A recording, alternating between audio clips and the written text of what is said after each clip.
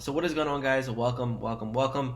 In this video and in this podcast, I'm going to be sharing with you the 10 things that I wish I knew as I was a new licensed life insurance agent. Now, looking back on all the mistakes that I made, I wish I had a video like this, a lesson, a journal to track before I got started because I made so many mistakes. And if you don't know who I am, my name is Peter Roberts. I've been a life insurance agent for over 16 months now. In my first 12 months, I've sold over $500,000 worth of final expense life insurance, grinding it out, getting my face kicked in, trying new leads, figuring out how the industry is actually shaped, and then I want to go ahead and build and change the industry. In the last 8 months, building a life insurance agency that is doing over 6 figures per month in production, leading by ethics, leading by service, and leading by trying to change this industry for the agents. So there was many times in my business and in my journey as a life insurance agent, I struggled. I said, is this industry what it's meant to be? Is it actually what people say it's about? I struggled. I got the chargebacks. I had the failures. I wanted to quit. I wanted to give up. And I fell into some really terrible traps that I thought were right that really screwed me over in the beginning. So I want to share with you guys here in this episode the 10 things that I would avoid. So, or do differently, or the mistakes that I made. So the first thing I want to share with you is, number one, when I first got started, I was a life insurance agent with Northwestern Mutual. It's a great company, but ultimately one of the biggest mistakes that I would avoid at first as a life insurance agent is selling to friends and family. Now, I got my life insurance license. I had no idea what I was doing. Looking back, I was like, why did I spend time listening to people that were supposedly my mentors in the industry, but they were telling me to go through my contact list and I had so many weird meetings with my cousins, my uncles, my brother, even my friends that I grew up with, and I'm trying to sell them life insurance and put them in a better position. Come to find out that I really was just there, I was a recruiting, or I was just a lead funnel for them. Basically, they would recruit people, you're the recruit, and I didn't know at the same time, and they would bring it in and they would say, hey, get these people, these high contact people, and you're going to go out there and call them, you're going to set appointments, and I'm going to go ahead and close them. And then guess what? You're going to split the commissions. But you have 10, 15 new guys who are hungry, who are sold the dream, and they're going to sell out their family. They're going to sell out their friends just to get looked upon, that they're doing successful in the life insurance industry. But it was a huge mistake that I made. If I had to look back, I would have never done that because you are basically a lead. If you're being told to sell your friends and family, I really would avoid doing that. You're going to probably hurt some people's feelings, and you're going to look back in a few years and be like, damn, why did I do that? So that's the first thing. That's the reason I first got started in the industry and I had my license. The second thing that is a huge mistake that a lot of people make that I made at first is that I didn't know what product I was selling, but most importantly, I didn't believe in the product that I was selling. Right now, if you're an agent and you could not sell this policy or the product that you have, which is basically peace of mind or money if something happens to them, their families need this money. If you cannot sell this product that you're supposedly selling to people, whether if you're generating leads or you're going out there and finding people in the streets, wherever you're marketing, and you cannot sell this same product to your friends, to your brother, to your grandma, to your sister, to your mom and your dad, you need to question. And you also need to question the sales cycle that you have to take someone through. There's a lot of agencies out there that are all about bait and switch. And if right now having to buy old leads and you have to force these policies down their throat, you probably should avoid it. I did it for the longest time, and I really wish I never took that approach. The second thing is the ethical backing behind the products that you actually write. When I first got started as an agent, I was told to sell one specific product because it had the highest compensation, but it wasn't best for the client. But I was told by my upline, by my leader, that you have to sell, that you have to sell, that you have to sell this. And looking back, I wish I knew how to structure my products. And what we focus on now is structuring your products as, based off their age and their health and their situation.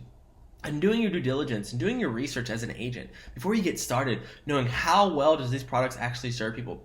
What is the financial standing of the products that you're selling? Like, what is it? What are you actually selling? Because you are just the middleman most of the time as a broker in the life insurance industry. So you really want to look at the product that you're selling before you sell something that you don't actually believe in. If you're struggling and you're not making the money that you want to be making, it's probably because you don't actually believe in the product that you're selling, and you know that this is not the best product for people, but you're still doing it because you're chasing the dream of making all the money in the industry. The third thing I wish I knew before I got started is that actually over 95% of agents don't make it past their first year in the business. Now, it's kind of funny because as an insurance agent, you probably got recruited, and I sure did, by this is the largest financial industry that creates the most amount of millionaires. Have you heard of that? If so, you need to run. And the reason is because That is an accurate statement for people who sell annuities and like large, investment products. It's a great product, but you're selling life insurance. It's so different than a financial service product such as the annuities or these, large financial 401k rollovers. But ultimately, I want you to share with you one thing that's really important. Most people do not make it. 95% don't make it past their first year. What does that tell you? That unless you have a different skill set, unless you have a different drive, unless you're able to figure something out, you're going into an industry, you're going into a system that is literally broken.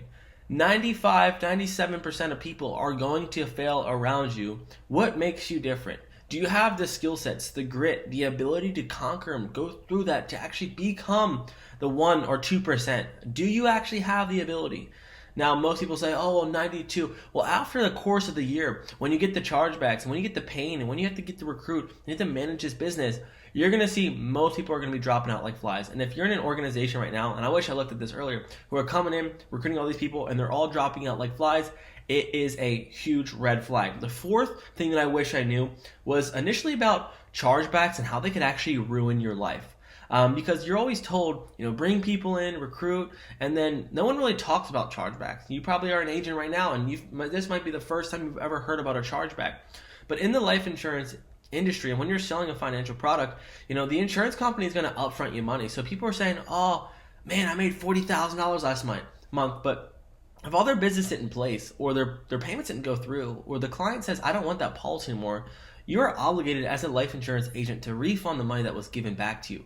Now, the problem is you might have spent that on leads, or you might have balled out and wanted to take your girlfriend on a fancy dinner. You probably want to do is spend that money. And then that money has to be owed back to the life insurance, company that you sold their product from. And if you don't, you go into debt, okay? But chargebacks can ruin your life. And here's why. If you bring in hundreds of agents who have no idea what they're doing, and you're told to recruit, they've never managed a business, they've never actually fulfilled a product before, and they're chasing the money, they could come in, this has happened to people, and I've heard the stories who've come in, they'll go ahead and write bad business, which means that they'll go ahead and sell policies to fake people, put fake socials, go ahead and put fake bank account information. They'll get all this money advanced from the insurance company, and they'll basically be like, peace out, thanks for letting me use your contracts, you're never going to find me again. And guess what? When that person has left and you have been assigned their upline, you sign a contract saying that if this person leaves, I am responsible for this debt. If this person is no longer able to pay their debt back, I am responsible. Which means when you have 100 agents, now you're responsible for 100 people's debt. When you have 200 agents, you're responsible for 200 people's debt. And if you just bring random people in who have no ethics, who have no moral compass, who have never sold, who have no business acumen, and have no idea what they're doing, what's going to happen to you? This can wipe you out hundreds of thousands of dollars, and I want you to be aware of this. A lot of people are not willing to share the downsides. They say, build a business, build a business, build a business, but I've seen firsthand, and I bought into that. Man, I want to have all these agents, but I didn't realize how big a risk I was taking on if I went about that approach, okay? The fifth mistake or thing that I wish I knew when I first got started was don't start recruiting until you can actually start money. I remember the 3-letter IMO that I was with when I first got started. First thing they talked about. The first thing is recruit. Recruiting is the foundation for your business, that you must recruit from day one, even though that you have no idea what you're doing. And I take the whole opposite approach. I'm so glad that I listened to my inner voice that was like, do not do that. Because if you're not making money yourself, if you're not actually providing for your family, how are you going to fake this to people? And eventually when they find out that you screwed them over, this is a huge issue. And the reason that I actually left the 3-letter IMO was because of this principle. I told myself, this industry is so hard. The model that I'm currently in is so difficult that I don't even feel comfortable recruiting my brother, my family member, who I knew needed to make money. For example, I could make money, but I didn't have enough confidence that they could make money, which means why would I bring someone in? Why would I continue to do about that? And the goal of the financial service industry, like life insurance, is all about making money. You can make all this money.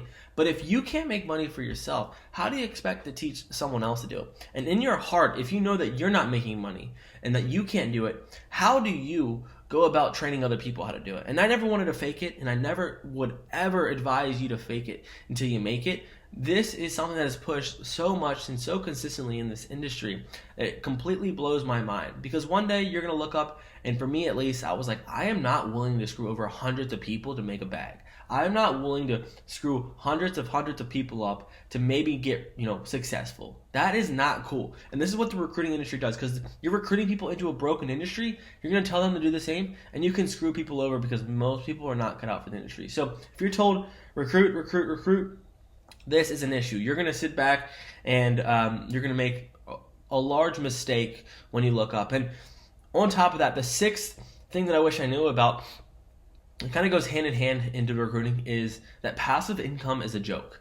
Everyone sits back, and I even hear it today as people, want to speak to me. It's like, I want to build a life insurance agency. I want to sell life insurance because I want to make passive income. How many here could, take a test and be like, that's why I want to build the business? Awesome, okay? But if 95% people, 96, 97% of people fail the industry, how many people actually get to the end of that road where they can actually see the passive income? The passive income is typically built in months 10, 11, and 12 when the advance of the first 9 months are over.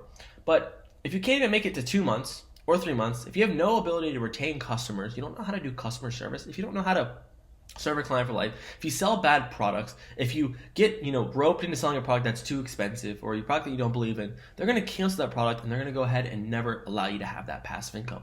But the problem about passive income is that people think they're going to make all this passive income by recruiting all these people, that they're going to do the work, that you're going to sit at the top and you're going to let these people work hard, grind their faces off, and eventually you're going to have a big book of business and you're going to have passive income sipping your margaritas on a beach. If that is your mentality, get out of the industry.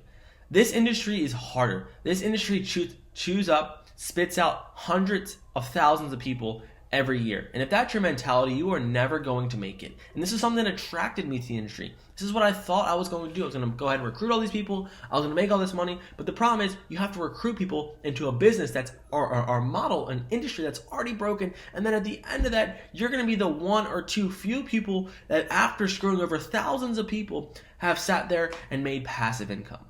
This industry, a part of that, if your goal is to sit back and make all this money and not do any work, you are going to get absolutely obliterated by people who are hungry, who want to win, who want to find a way, who want to figure this thing out, because passive income is an absolute joke. And if someone's telling you that you're going to come in, you're going to recruit people, you're going to make passive income one day, your life is going to be changed, go ahead and ask them, let me see your bank account. Let me see if you're actually making passive income. The answer is they're probably not. They're selling you a fake dream. Okay. Now the seventh thing that I really wish I knew that is so crucial to your success as an agent is that if your leader is not leading you to success, if your leader is not in the game with you and teaching you and training you to become successful, you are in a bad opportunity vehicle, okay? Training is one of the biggest things and one of the biggest reasons why agents fail in this industry. They're told, for example, whoever has a heartbeat, whoever can fog a mirror can come into the industry. There's no barrier to entry. As long as you can pass the exam, someone's going to pick you up. Go ahead and fill out an application on Indeed. And eventually this leader's going to promise you everything. You're going to come in. You're going to make $40,000 a month. I'm going to train you. I'm going to walk you through. This is exactly what happened to me. And then the minute that I got started, I was kicked to the wolves. I had to figure this out on my own. And that's cool for me. But most people are not set up to figure things out. Most people want to get plugged into a system where they can actually do this. Because if your leader's not in the game, if your leader's not sharing with you how he's successful or she's successful and how she's selling and how she can train you and pouring into you and spending time reviewing your calls, listening, have good infrastructure to help you become successful, then you are never going to really make it as a life insurance agent. And it's a shame that all these people get promised, that their life is going to get changed in the interview, that they're going to have all these things fulfilled, and then the minute that they start, or the minute they have a problem, or the minute they have a question for their upline, where are they to be found? Nowhere, because they're managing all these different fires, all these different people that came in, and they have no time for you. And especially if you're not producing, I'm not giving that person time. Incorrect. There are so many people who have the customer service ability, that have the ability to love and help people, who have the potential, but don't have the person leading them or training them or guiding them to help them be great. And that is the goal of the leader. So if you've got into the system and your leader's nowhere to be found, you need to run. And this would have helped speed up my learning curve. This would have helped me make money faster. This would have helped me weed out that I'm in a BS company because I don't even see my leader. I don't know what's happening. They're promising me all this stuff. They're on the Zoom calls, but I don't even see them doing what I want to do. They're not even where I want to be. But why am I still here? Okay? So make sure that you have a leader that's going to pour into you, and your leader is going to train you and be a resource that's going to actually pour into all areas of your life to help you become better. The eighth mistake, or the eighth thing that I really wish I knew before I got started, is that this is more of like a personal, like follow your gut. Follow the gut, the red flags that you have. Right now, if you're an agent, your recruiter reached out to you and you're not hearing from your leader, that's a red flag. Or you're told to sell a product this way, but you have questions in the back of your mind knowing that, man, this is really probably not the best way to do it. Why are they telling me to bait and switch? Why are they telling me to lie to a client? Why are they telling me to not worry about, underwriting? Why are they telling me not to worry about how much it costs or how much money they have? Why are they telling me to not ask questions? Like, if you're being, contained right now and you feel it and you're like, it's keeping you up at night, it's kind of churning you a bit, ask those questions or move. Because I had these questions for the longest time, and eventually 4 months in, 5 months in, I was asking them. 6 months in, I'm being told shush, shush, shush, don't bring those questions up. I'm asking people who were there, who we looked up to, who supposedly had the answers of success, have made the money, but they didn't have the answers for me. And they said, don't worry about that. Don't worry about feeding other people's family. Don't worry about other people. It's all about you. Focus on yourself and your mindset. And you have these things and these feelings in your gut, these butterflies that just don't sit right. Your ethics, your moral compass is off. And you need to not avoid that.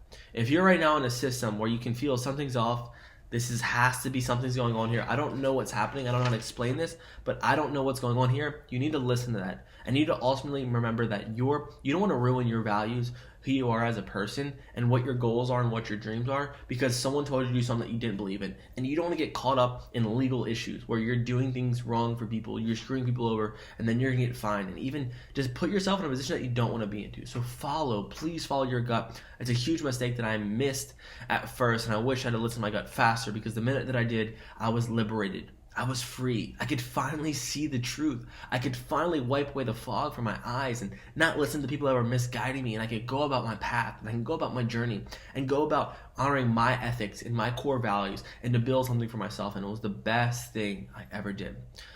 The ninth thing that I would, really wish I knew is about the industry in itself. The industry is plagued with poor ethics, people who are greedy, people who are money hungry, people who don't give any F's about you, who don't care about your success, who don't care about the clients, and all they're focused on is their pockets. And this isn't really, truthfully, my mission is to change this, but clients are being screwed over because of the bad leadership. Clients are being taken advantage of because you're selling products that are the highest commission level but not best for people. Your upline and the leader that brought you in this does not care if Miss Betty is in the best position. Their upline or leader that brought you in this probably doesn't care how your family's doing or if you're actually making money. You're here part of their plan most of the time, and at the end of the day, the person that wins in the industry seems to be the person that is willing to screw over the most amount of people. And it's sad to say, but that's how the industry, the MLM, or these businesses have been made out to be. And I think the overall ethics of the industry are poor. When you're struggling and you're making money, this is very dangerous for someone who comes in, who gives up their job, who's told to follow a leader, who has bad products underneath their fingertips, who has a lady who's vulnerable, who needs someone who's very emotional right now, and your rent is to be paid. What are most people going to do when you're one sale away from probably paying your rent because your chargebacks have came in, because your lead flow has turned off, because you're in the hole and you've sacrificed everything and you have this dream for yourself? You promise friends and family that you're going to build this badass business, that you're going to change your life. What are you going to do to Miss Betty when that opportunity lies, when that one sale can maybe pay off that chargeback, or that one sale can allow you to put $1,000 into your account, or that one sale can allow you to be able to feed your family after promising your family you're going to make this work after 6 months? What are you going to do? And it's sad to say, but 90% of people, if I'm being honest, I've seen in front of my eyes, are willing to sacrifice their ethics and their integrity to screw over people. So be mindful. The heart of this industry needs to change, and I hope that you can find someone who can do that for you. The last thing that I want to share with you is that don't fall. Number 10 is don't fall for the tricks. Don't fall for the Lamborghinis. Don't fall for the Airbnb pull up, everyone's here selling deals. Don't fall for the Instagram stories of people in vacation making passive income. I promise you, it's fake. I promise you, it's fake. Okay? And I looked up to that. I saw man, I would love to have that, where I want, to have this, and I'm on stage, and I've gotten this special jacket, or I've gotten this special plaque. I feel special. It's complete BS. It's a tool to keep people bought in. This little dangling carrot that sacrifices your dreams, your ethics, your integrity to one day I can have is completely fake. I've met with people who are doing 40, 50, I talk about this so often, making all this money on stage, but I've seen their bank accounts. I've seen people who've DM'd me saying, I've got the special jacket, but I don't have the money. I'm like, why are you flexing? Why are you showing off like you're doing well? Why are you acting this way when you know deep down that you're either doing something wrong or you're lying to yourself? So be mindful. Take that with a grain of salt as you progress in your career. Take that with some, hopefully, transparency to want to change this for yourself. But I want to give you permission, and I want to share with you that I've seen it. It's complete bull. It's complete dishonesty. It's this complete get-rich-quick scheme that's floating around in culture that is ruining the industry that you need to be aware of as a life insurance agent in 2024. I hope this video brought you guys value. I love you. I hope you can feel my heart because I want to serve you and provide an opportunity where you can make more money for your family, where you can actually learn the truth, and you don't have to screw people over, and you can continue to maintain your ethical core of who you are as a person, and you can go into an industry where you can actually serve and help people and love people and care for people and make money to provide for your family. That's my mission for you. I hope this video and podcast brought you a ton of value. If you need anything, reach out. I love you guys. See you in the next one. Cheers.